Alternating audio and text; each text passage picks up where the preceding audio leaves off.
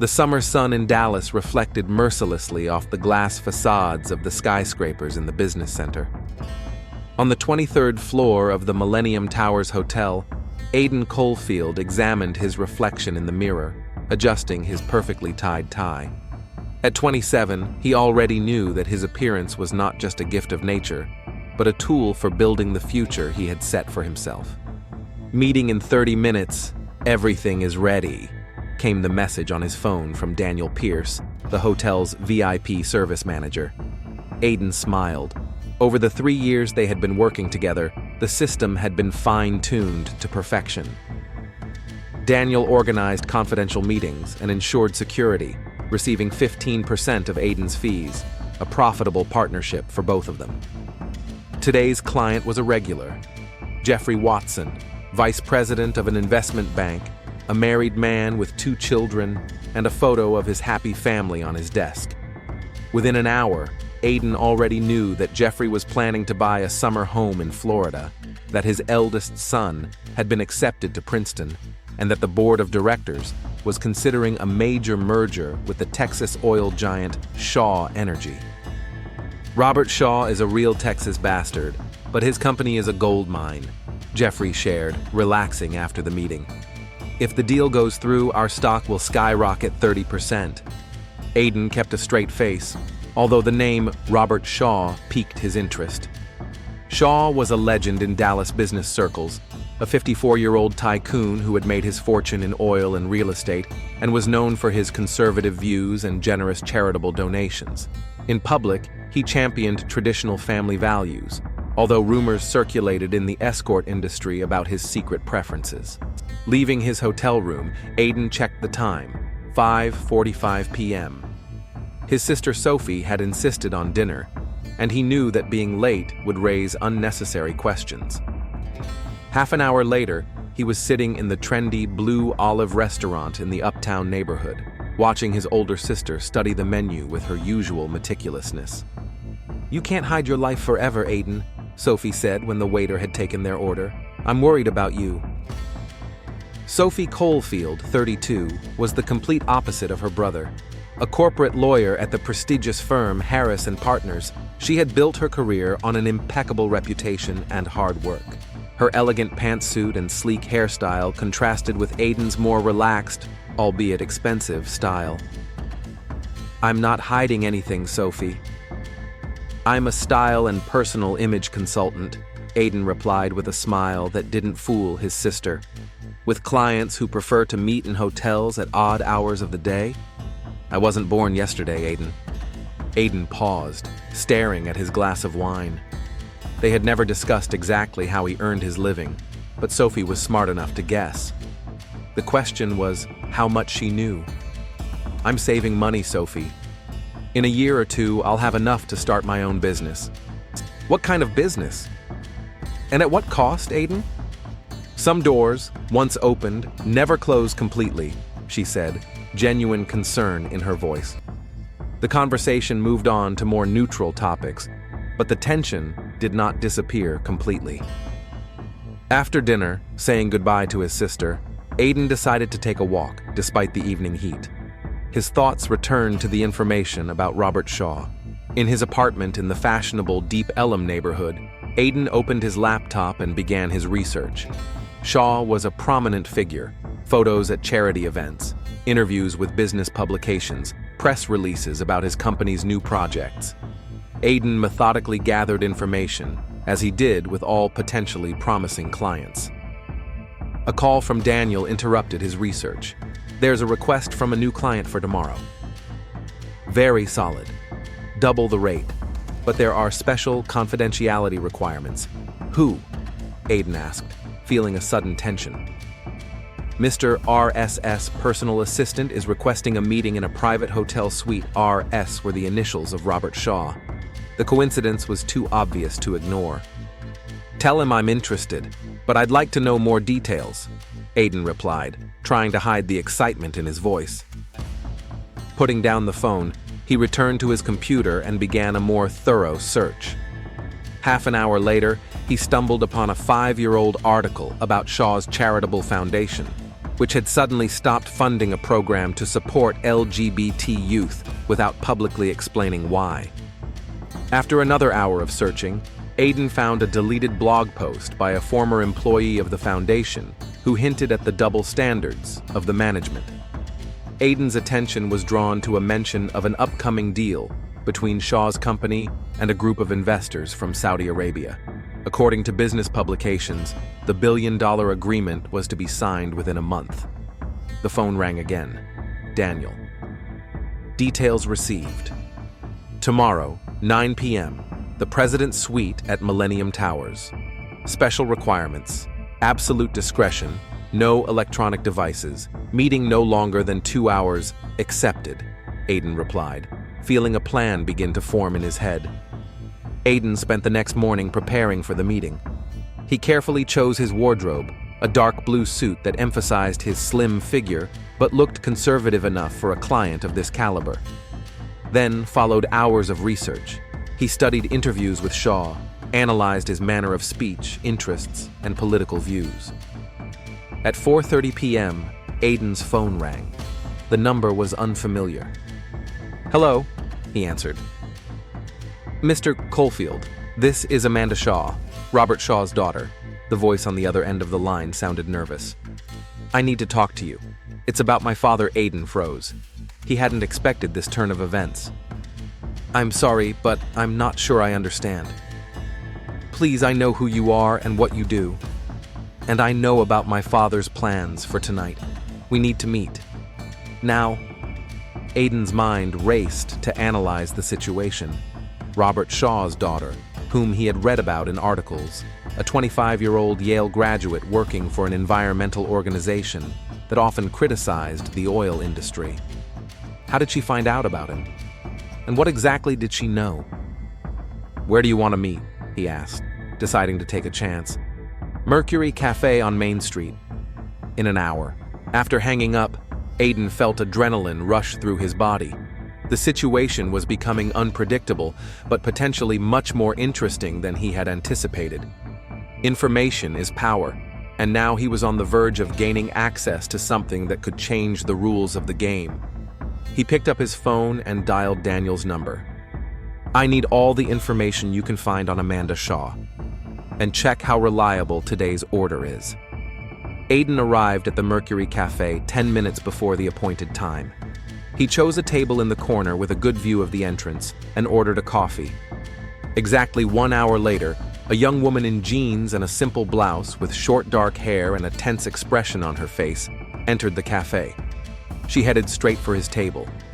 "Mr. Caulfield. Miss Shaw, I presume." Aiden stood up, maintaining a polite smile. "To what do I owe this unexpected interest?" Amanda sat down opposite him, keeping her gaze fixed on him. "I want to warn you. My father is a dangerous man, especially when he feels his reputation is threatened. And I know that today's meeting is a trap." Aiden felt a chill inside. "Go on." "He knows you've been looking into him. One of your clients is an acquaintance of his. My father is paranoid about his privacy, especially now, with the Saudi deal coming up." "And how do you know all this?" Aiden asked, trying to gauge how reliable the information was. "I overheard a phone conversation.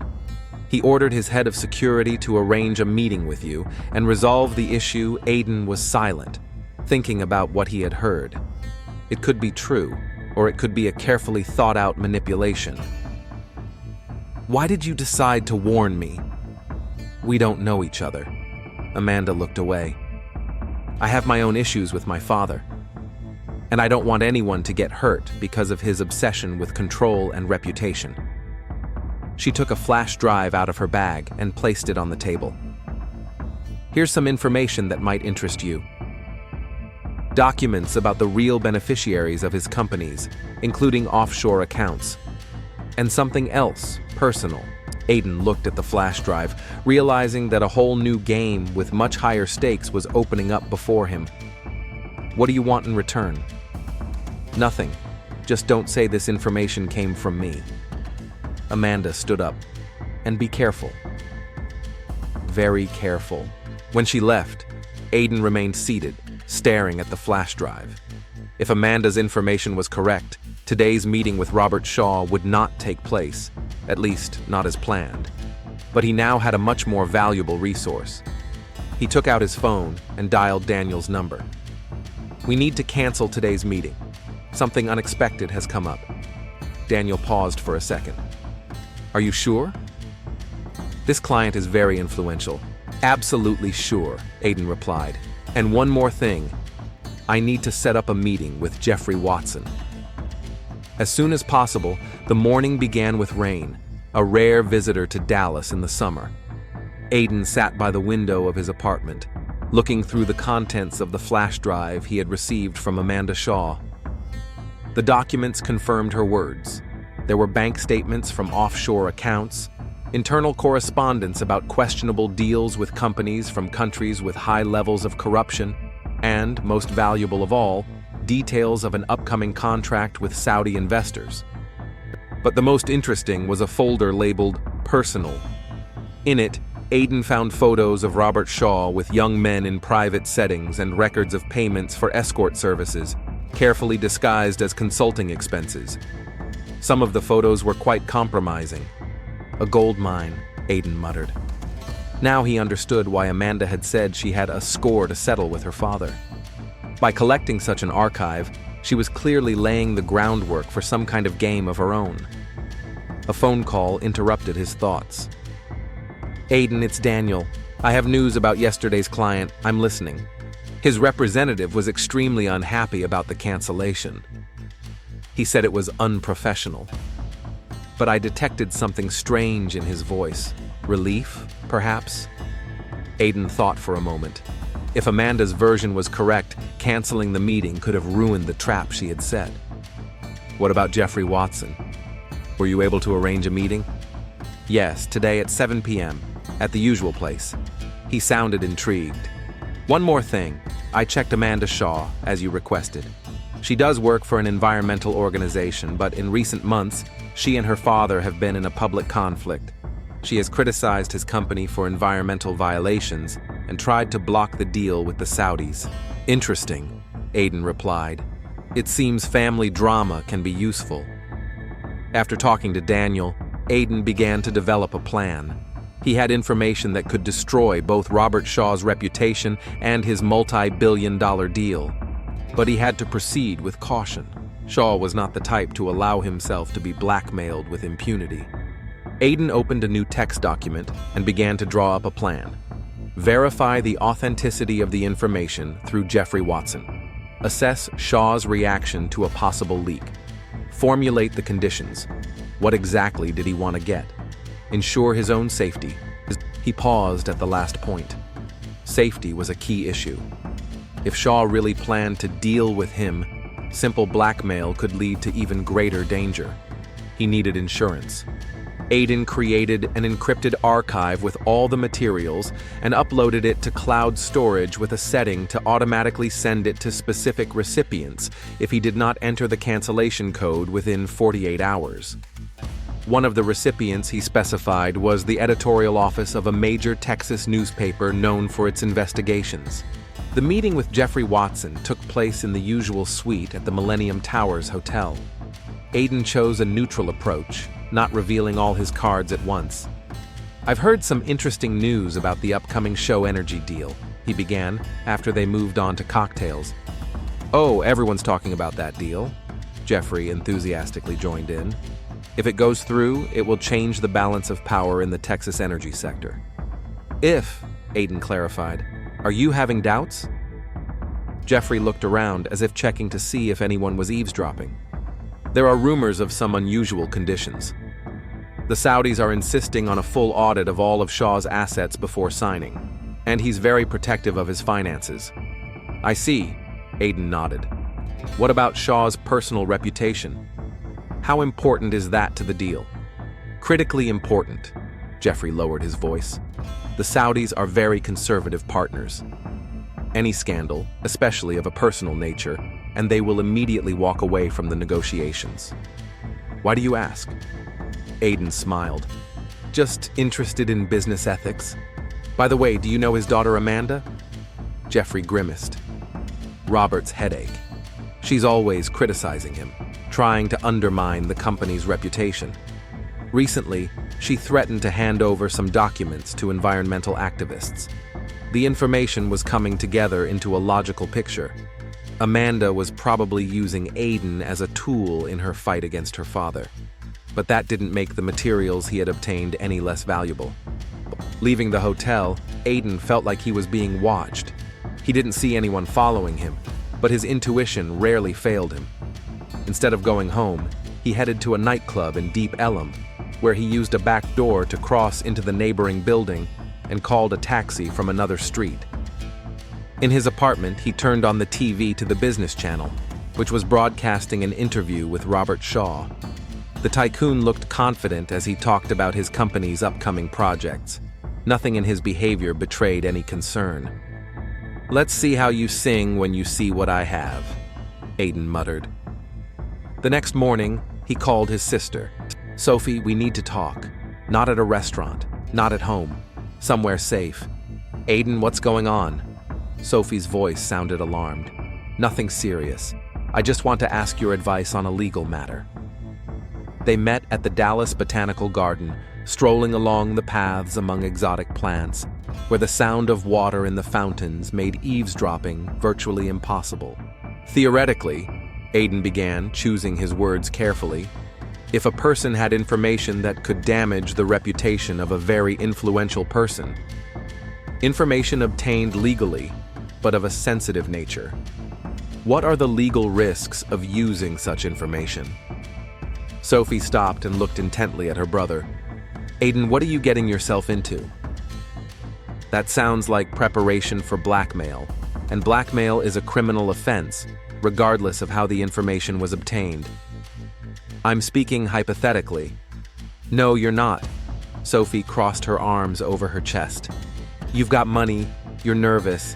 Now these strange questions. Is it related to your work?" Aiden sighed. "Let's just say I'm in a situation that could be very lucrative, but also potentially dangerous." "Who is it? Who are you involved with?" Sophie lowered her voice, but it was insistent. "It's better if you don't know the details. For your own safety." "Aiden, listen." Sophie took his hand. "Whatever you're planning, stop. If this person is truly influential, they have the resources to protect themselves, resources that you don't have." Aiden smiled. "What if I offer them a deal they can't refuse? Not money, Sophie, something more creative." "That's crazy." Sophie shook her head. "Promise me you won't do anything rash." Aiden didn't answer. When he got home, he dialed Daniel's number. "I need to set up a meeting with Robert Shaw." "A real meeting, not as an escort, but as a business partner. Are you out of your mind? After what you found out?" "I have a plan. And insurance. I just need a contact." Daniel paused. His assistant sometimes has lunch at Blue Olive. Usually on Thursdays, around 1 p.m. If you show up there as if by accident. Thursday is tomorrow. Perfect. On Thursday at 12:45 p.m., Aiden was already sitting in the Blue Olive restaurant, having reserved a table with a view of the entrance. At 1:05 p.m., a middle-aged man in an impeccable suit appeared, whom Aiden identified as Gregory Parker, Robert Shaw's personal assistant. After waiting 10 minutes, Aiden accidentally bumped into him at the bar. "Excuse me, are you Mr. Parker?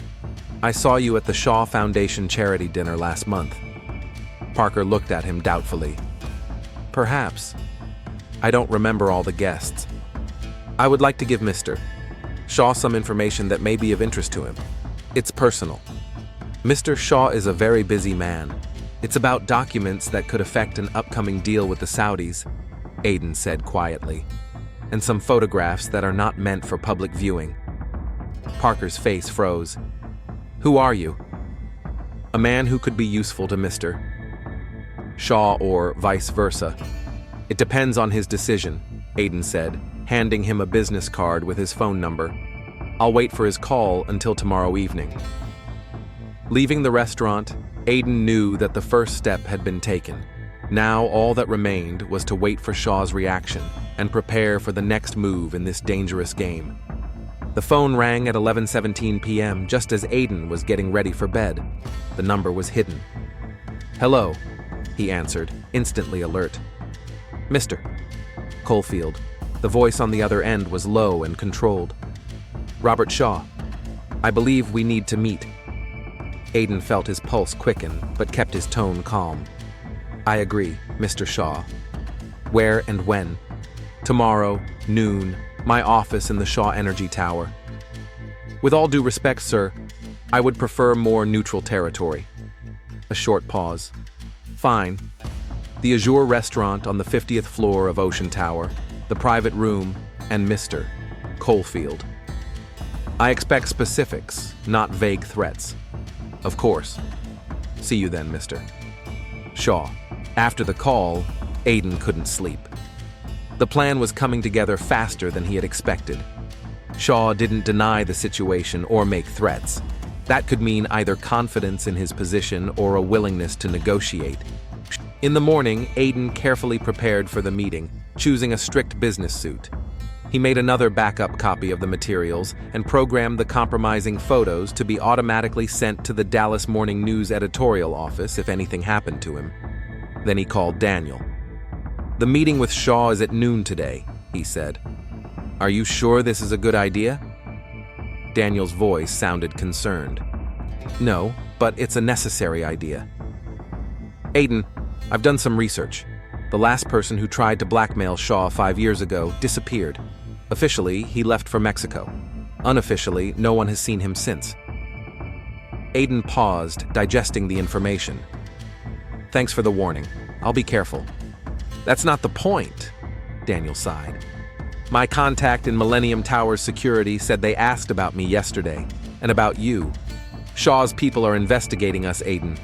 All the more reason to act quickly." At 11:45 a.m., Aiden entered the Azure restaurant, one of the most expensive establishments in Dallas, with a panoramic view of the city. The maitre d' led him to a private room where Robert Shaw, a tall man with graying temples and piercing eyes, was waiting. He was sitting alone, without security or assistance. "Mr. Caulfield." Shaw didn't stand up, but pointed to the chair opposite him. "Have a seat." Aiden sat down, keeping a calm expression on his face. "I appreciate you agreeing to this meeting, Mr. Shaw. Let's get straight to the point. What exactly do you have and what do you want?" Aiden took out his tablet and showed several photos, enough to demonstrate the seriousness of his intentions, but without revealing all his cards. "This is only a small part of it. I also have documents about your offshore accounts and details of negotiations with the Saudis." Shaw's face remained impassive, but the muscle in his cheek betrayed his tension. "And who gave you this information?" "It doesn't matter," Aiden replied. "What matters is that I have it, and what will happen if certain people see it." "How much?" Shaw asked curtly. Aiden shook his head. "I don't want money, Mr. Shaw, I want a partnership." Shaw raised his eyebrows in surprise. "A partnership? You're an escort who services businessmen. What kind of partnership do you have in mind?" "I have a business plan to open a personal image and reputation management agency. With my connections and knowledge of people like you, it will be a very successful business. I need startup capital and a few key contacts." "Is that all?" Shaw clearly didn't believe it was that simple. "Not quite. I also want security guarantees, in writing and with specific safeguards." Shaw studied Aiden. "You're playing a dangerous game, young man." "So are you, Mr. Shaw. The difference is that I have insurance. If anything happens to me, the materials will automatically be sent to several editorial offices and law enforcement agencies. How do I know you won't do that after you get what you want? Because it's not in my best interest. Your scandal will close the door on clients who will be wary of my services. I'm offering a mutually beneficial agreement, not a one-time payment." Shaw thought for a moment, tapping his fingers on the table. "I need to think about it and verify the authenticity of your materials. You have 2 days, Mr. Shaw." Then I'll have to find other ways to use this information. Leaving the restaurant, Aiden felt a rush of adrenaline. He had just challenged one of the most influential people in Dallas and, it seemed, had not received an immediate rebuff. This could mean either that Shaw agreed to negotiate or that the tycoon needed time to prepare a countermeasure. Instead of going home, Aiden headed to the library, where he spent several hours developing a detailed business plan for the agency he wanted to open. It wasn't a bluff. He really did plan to get out of the escort business and use his connections in a more legitimate direction. That evening, he discovered that the lock on his apartment had been carefully picked. Nothing was missing, but it was obvious that someone had thoroughly searched the premises. Aiden smiled. All the important materials were safely hidden in cloud storage and on servers that were physically inaccessible. He spent the night in a hotel under a false name, and in the morning he called Sophie. "I need your help," he said without preamble. "Legal help." "Aiden, what happened?" "I need a special kind of contract, with maximum protection for both parties." "What's the contract about?" Sophie's voice sounded tense. "Let's just say it's about not sharing certain information in exchange for a business partnership. Is this related to what you were talking about at the botanical garden?" "Aiden, are you really blackmailing someone?" "Not over the phone, Sophie. Meet me at your office in an hour." At the Harrison Partners law firm, Aiden told his sister most of the situation without naming names or revealing the most compromising details. "Do you realize this is crazy?" Sophie paced around the office, her arms crossed over her chest. "You can't force someone into a business partnership through blackmail. Any agreement made under duress is legally void. I'm not going to court, Sophie. This is a private agreement that benefits both parties. He keeps his reputation, I get a start in the legal business. And when he fulfills the terms, what's to stop him from getting rid of you later?" "Insurance. I didn't threaten him with publication. I just ensured my own safety." Sophie shook her head. "I can't believe this. My brother is a blackmailer. Sometimes you have to use questionable methods to achieve justice," Aiden replied. "This man used his power and wealth to manipulate people and hide his actions. I'm just changing the rules of the game." "Who is it, Aiden? Who are you blackmailing?" Aiden turned away. "It's better if you don't know. For your own safety." "Is it Robert Shaw?" Sophie asked directly. Aiden turned sharply toward her. "What makes you think that?" "I'm not blind, Aiden. You've been nervous since the news started talking about his deal with the Saudis. And yesterday, one of our firm's partners mentioned that Shaw was urgently seeking confidential legal advice." Aiden remained silent, neither confirming nor denying his sister's guess. "If it's him," Sophie lowered her voice, "you're playing with fire. Shaw has connections everywhere, including the police, judges, politicians. That's why I need a flawless contract, Sophie. Can you help or not?" Sophie looked at her brother for a long time, then sighed. "I'll prepare a draft, but I won't sign or certify it. And Aiden, be careful, very careful." That evening, Aiden received a message from an unknown number. "Leave what you have in the storage locker at the central station. Bring the key tomorrow at midnight to the parking lot next to the abandoned warehouse on Industrial Street. Come alone. You will receive $500,000 in cash." Aiden smiled. It was a typical tactic, luring someone to a secluded place and solving the problem. He dialed Shaw's number. "This is not what we agreed upon, Mr. Shaw," he said when the tycoon answered. "I'm not interested in money or meetings in abandoned warehouses." "Mr. Coalfield," Shaw's voice sounded tense. "I didn't send you any messages." Aiden thought for a moment. If it wasn't Shaw, then who was trying to intercept the materials? Then perhaps we should speed up our negotiations before the situation gets out of hand. "Agreed. Tomorrow, 9 p.m., my penthouse in Mayfair Tower. No middlemen, no tricks.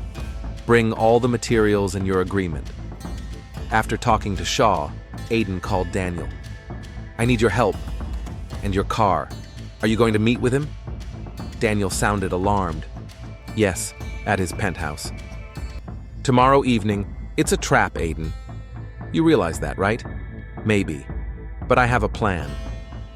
Aiden spent the rest of the day preparing for the meeting. He drafted a detailed agreement using the template Sophie had provided and prepared a flash drive with enough of the materials to make his case, but not all of the evidence. The complete dossier remained safely hidden. That evening, he received another message, this time from Amanda Shaw. He knows the information came from me. Be careful. The meeting is a trap, Aiden thought about it. Amanda could be telling the truth, but she could also be manipulating him for her own purposes. In any case, tomorrow's meeting should dot the I's and cross the T's. In the morning, he wrote a letter to Sophie and left it in the safe in his apartment, knowing that his sister would be able to access it if necessary. The letter contained instructions on how to find all the materials and a request to use them if anything happened to him. In the afternoon, he met Daniel at a cafe in the city center. Here's the plan, Aiden said. You'll drive me to the building, but you won't wait. Come back in 2 hours. If I don't come out or call you, activate the security protocol. Call this number and say the code phrase. Aiden, this is crazy. Cancel the meeting. It's too late. Things have gone too far. What do you hope to achieve? Money? Power? Aiden thought for a moment. Recognition and freedom. I want to come out of the shadows, Daniel. To live openly without fear and without having to sell myself. And you think blackmail will give you that? I think that sometimes you have to use your enemy's weapons against them. At 8:30 p.m., Daniel stopped the car a block away from Mayfair Tower. Last chance to change your mind, he said. Everything will be fine, Aiden replied, although deep down he felt a growing sense of unease. See you in 2 hours. He got out of the car and headed for the tall building where Robert Shaw's penthouse was located. The entrance to the private elevator was guarded by 2 large men in suits who studied him closely before letting him through. As he rode to the top floor, Aiden went over his plan in his head once more. He knew he was taking a risk, but he was confident that his safeguards were sufficient to protect him. Whatever happened today, the game would change forever. The elevator doors opened, and he stepped into a luxurious penthouse with panoramic windows overlooking evening Dallas, lit up by millions of lights. Robert Shaw was waiting for him, standing by the window with a glass of whiskey in his hand. Mr. Caulfield, he said without turning around. Welcome. I hope today we will finally resolve our problem. Millennium Towers hotel maid Rita Hernandez knocked on the door of Suite 2317 before using her electronic key. It was 10:15 a.m., and the guest had not responded to calls from the front desk about extending his reservation. Housekeeping, she said as she opened the door. The silence in the suite seemed unnatural. Everything in the living room looked untouched. The furniture was perfectly arranged, the curtains were closed, and the lights were dimmed. Rita walked further and froze in the doorway of the bedroom. On the wide bed lay a young man in a white shirt, soaked with blood in the chest area. His open eyes stared lifelessly at the ceiling. The maid's scream brought the entire hotel security staff to their feet. 7 minutes later, the Dallas police received a report of a murder at one of the city's most prestigious hotels. Detective Marina Reynolds arrived at the scene at 10:43 a.m. Her dark hair was pulled back in a tight bun, and her gray suit emphasized her professionalism. At 39, she had a reputation as a methodical and incorruptible investigator who was not afraid to investigate cases involving influential people. "What do we have?" she asked, putting on latex gloves and shoe covers. "The victim is Aiden Caulfield, 27, replied the officer who had accompanied her to the crime scene. According to preliminary data, death occurred between midnight and 2 a.m. The cause of death was a stab wound to the heart. No weapon was found. Marina nodded and entered the room where the medical examiner was finishing his preliminary examination of the body. "Dr. Chen, what do you think?" "One precise blow, professional," replied the expert, without looking up from his work. "A sharp object, possibly a stiletto or a thin knife." Minimal struggle, no defensive wounds on the hands. The victim either knew the killer and did not expect the attack, or was unconscious. Reynolds examined the room. On the bedside table were 2 glasses with the remains of whiskey. A man's tie lay neatly rolled up on the floor by the bed. There was no evidence of a struggle or resistance. "Who booked the room?" she asked the hotel manager waiting in the hallway. The room was paid for in cash through our VIP customer service manager, Daniel Pierce. He is currently on vacation, and we are trying to contact him. I want to see the surveillance camera footage from the last 24 hours, a list of everyone who entered and left the hotel, and a complete file on this Pierce. A smartphone, an expensive wallet with cash, and a key card for the apartment were found in the victim's bag. The technician took a photo of the unlocked phone screen. The last call was made at 10:17 p.m. the previous evening to a number registered to Daniel Pierce. The call lasted 47 seconds. "Check this number and locate the subscriber," Reynolds ordered. She carefully examined the bed and found a faint mark from a flash drive on the bedspread, a small indentation in the fabric, but the drive itself was nowhere to be found. "Look for electronic storage devices," she ordered the forensic technicians, "and check if there is a safe in the room." Toiletries and expensive cologne were found in the bathroom. In the trash can was a crumpled piece of paper with the draft of some kind of agreement. Reynolds carefully smoothed it out and read a few phrases: confidential business partnership, non-disclosure agreement, startup capital in the amount of... "Interesting," she muttered, passing the sheet on to be bagged as evidence.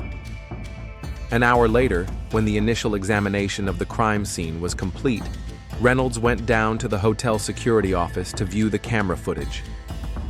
The victim arrived at the hotel at 11:05 p.m., the employee said, scrolling through the recording. Alone, unaccompanied. On the screen, Aiden Colefield, his face tense, walked through the hotel lobby and headed for the elevators. "And this is footage from the camera in the 23rd floor hallway," the employee continued, switching the image. At 11:40 p.m., a visitor arrived. A middle-aged man dressed in a dark suit appeared on the screen. His face was partially hidden as he lowered his head, as if aware of the camera's location. "Is there a better image?" Reynolds asked. Unfortunately, no. But the visitor left the room at 1:27 a.m. The detective carefully studied the figure leaving the room. His posture, gait, and clothing all pointed to a man from high society. "I need copies of all the recordings and a list of hotel guests for the last week," she said, "and contact the victim's next of kin." At 2:30 p.m., Sophie Colefield arrived at the hotel. Her face was pale, her eyes red from crying. Reynolds met her in the conference room set aside for the investigation. "Miss Colefield, please accept my condolences," said the detective. "I understand how difficult this is for you, but I need to ask you a few questions." Sophie nodded, clutching a handkerchief in her hands. "When was the last time you saw your brother?" "The day before yesterday, at my office. He came to consult on legal matters." "What kind of matters, if you don't mind my asking?"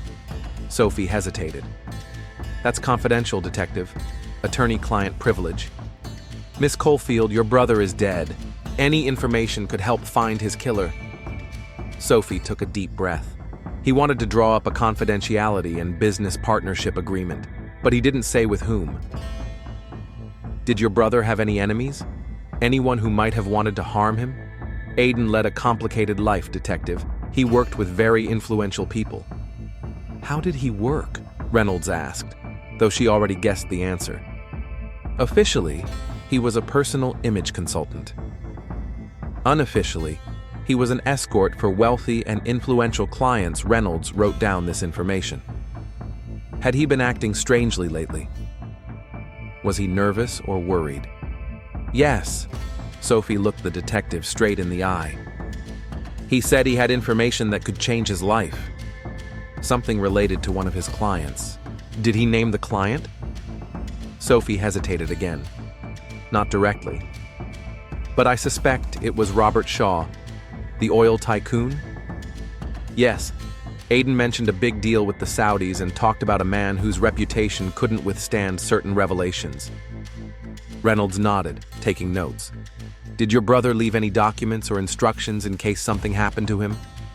Sophie's eyes widened. I'm not sure, but he mentioned something about a letter in the safe in his apartment. I'll need a warrant to search his home. Could you sign a consent form as his next of kin to speed up the process? Sophie nodded. Of course. I want my brother's killer found. While Sophie filled out the necessary paperwork, Reynolds obtained information about Daniel Pierce. His phone was unavailable, and he was not at home. Neighbors reported that they had not seen him since yesterday. With the warrant in hand, Reynolds and Sophie went to Aiden's apartment in the Deep Ellum neighborhood. The stylish, expensively furnished apartment reflected the taste and wealth of its owner. In Aiden's study, they found a safe, which Sophie opened, knowing the combination, their mother's birthday. Inside was a sealed envelope marked, "To Sophie. Open in the event of my death." May I? Reynolds asked, reaching out her hand. Sophie shook her head. This is personal, Detective. I'll read it myself and pass on anything relevant to the investigation. Reynolds reluctantly agreed, realizing that insisting was pointless. Sophie was a lawyer and knew her rights. In another drawer of the desk, they found several flash drives and a notebook with initials and phone numbers. One of them was marked RS, presumably Robert Shaw. You mentioned that your brother advised wealthy clients, Reynolds said, leafing through the notebook. Can you identify who these people are from their initials? Sophie looked through the list. I know some of them. They're bankers, businessmen, politicians, the Dallas elite. Back at the police station, Reynolds began compiling a list of suspects. At the top was Robert Shaw, an influential tycoon with a suspicious connection to the victim and a motive in the form of possible blackmail. Next was Daniel Pierce, the organizer of Aiden's meetings, who had suddenly disappeared. Third was Amanda Shaw, the tycoon's daughter, whose relationship with her father was strained. At 6:45 p.m., Sophie called the detective's office. I read the letter, she said, her voice tense. Aiden really was blackmailing Robert Shaw. He had evidence of Shaw's double life and information about his financial machinations. Did he indicate where this evidence is located? Yes. He created several encrypted archives in cloud storage. But most importantly, he programmed all the materials to be automatically sent to the media unless a cancellation code is entered before midnight tonight. Reynolds sat up straight in her chair. So if the killer wanted to get his hands on these materials, he only has a few hours left. Exactly. And Aiden left a password to cancel the transfer. What else was in the letter? He mentioned meeting with Shaw at his penthouse last night. But obviously, the meeting was postponed, or Aiden went to the hotel after it. I need all the details of this meeting and the password for the archives. In the letter, Detective Aiden asked me to use the materials as leverage against Shaw if anything happened to him.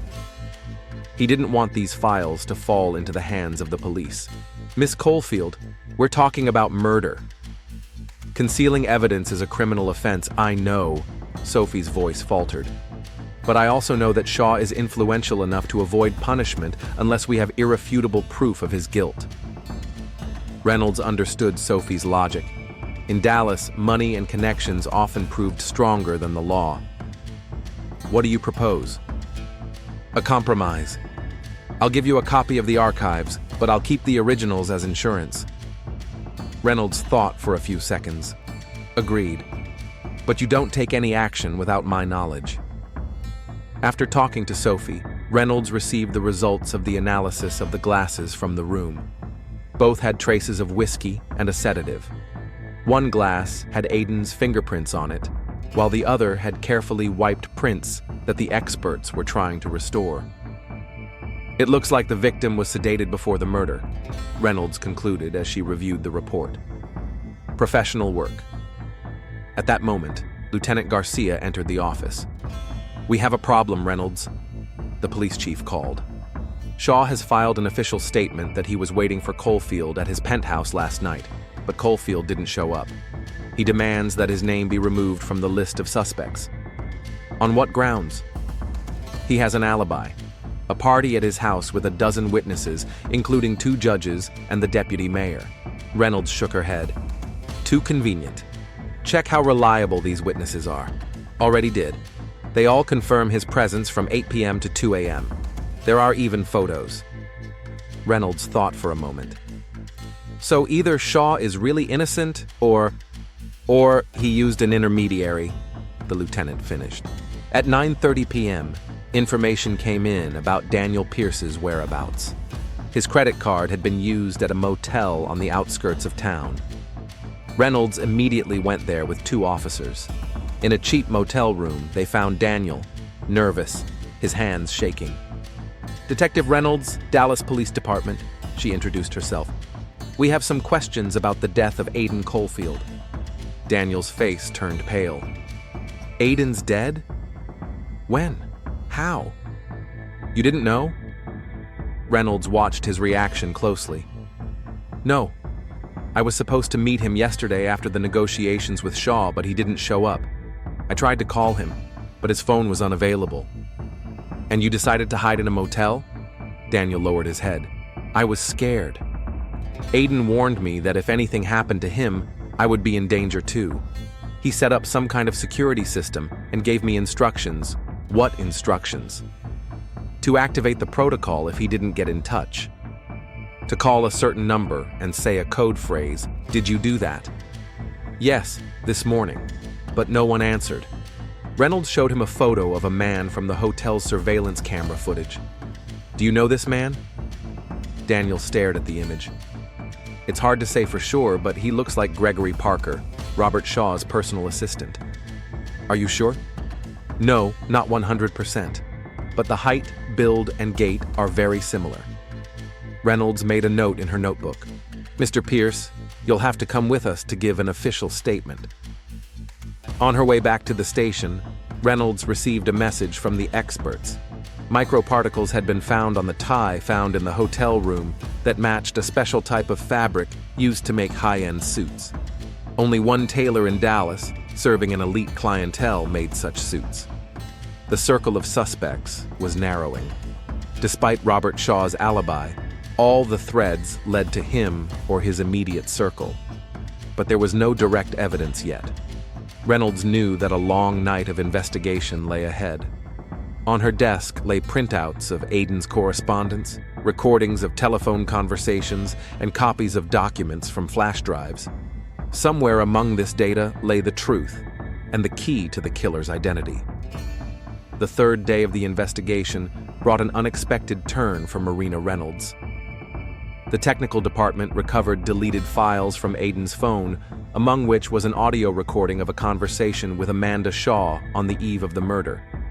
In the recording, Amanda warned Aiden in a broken voice that her father had found out about the source of the information leak.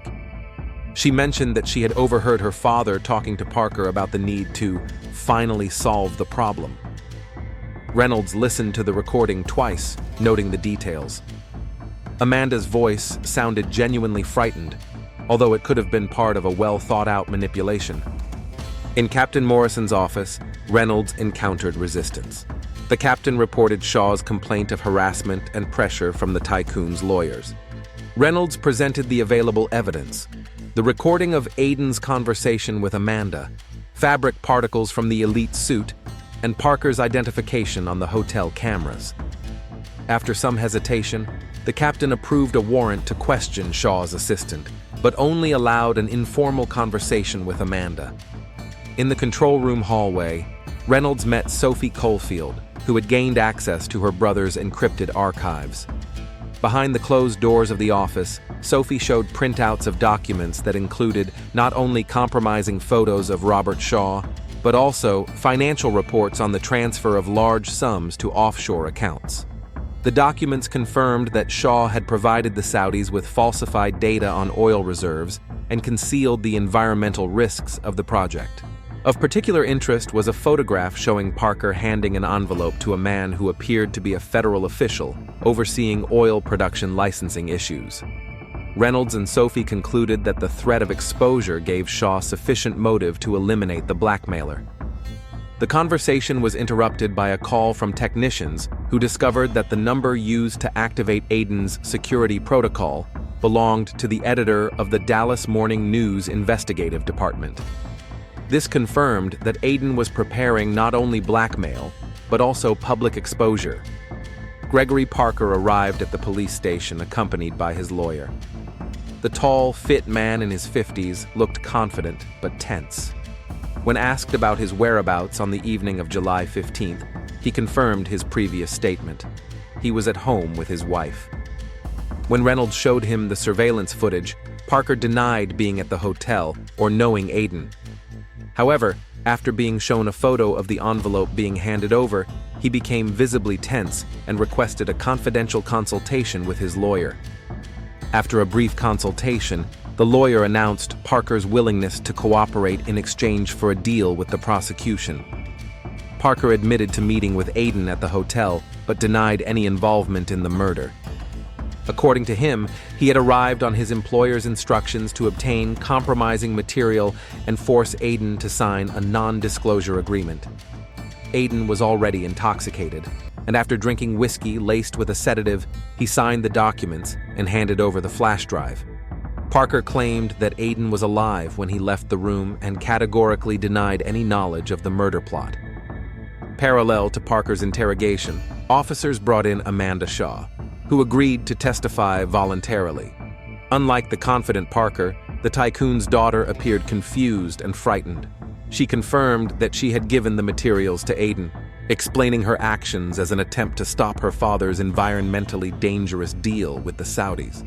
Amanda said she learned about Aiden from her father's former escort, who worked for an environmental organization.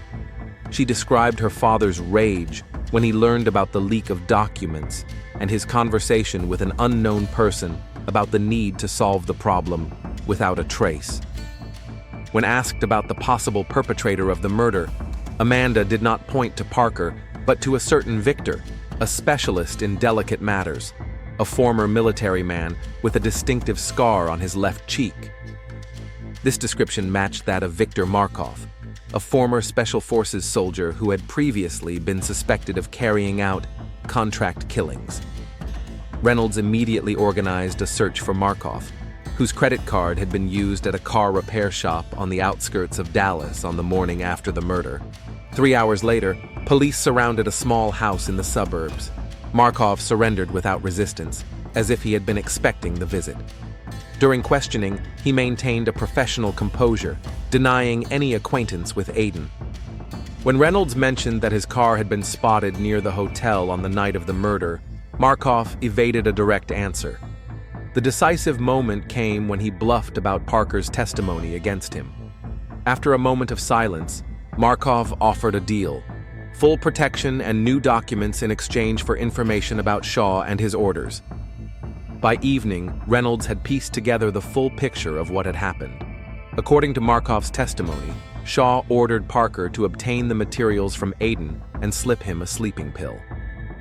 After Parker left, Markov entered the room with a duplicate key and killed Aiden. The original plan was to stage a robbery, but the early discovery of the body disrupted this scenario. Obtaining an arrest warrant for Robert Shaw proved to be a difficult task. Despite the testimony of Markov and Parker, the tycoon's lawyers blocked all attempts to bring him to justice. The situation changed only after Aiden's security protocol was triggered. Compromising materials about corruption and data falsification were leaked to the media. The morning newspapers came out with headlines about the scandal surrounding Shaw and his deal. The company's shares plummeted, and investors began to withdraw from projects en masse. Only then did the district attorney sign the arrest warrant. Robert Shaw was detained while attempting to leave the country on a private jet. Even in handcuffs, he maintained an arrogant expression, claiming that the deal could bring billions to the city's economy and thousands of jobs. When Reynolds pointed out the price in terms of human life and environmental safety, Shaw coldly replied that everything has its price, and he was simply willing to pay it. The Robert Shaw trial became the most high-profile case in Dallas in decades. Gregory Parker and Victor Markov testified against their former employer in exchange for reduced sentences.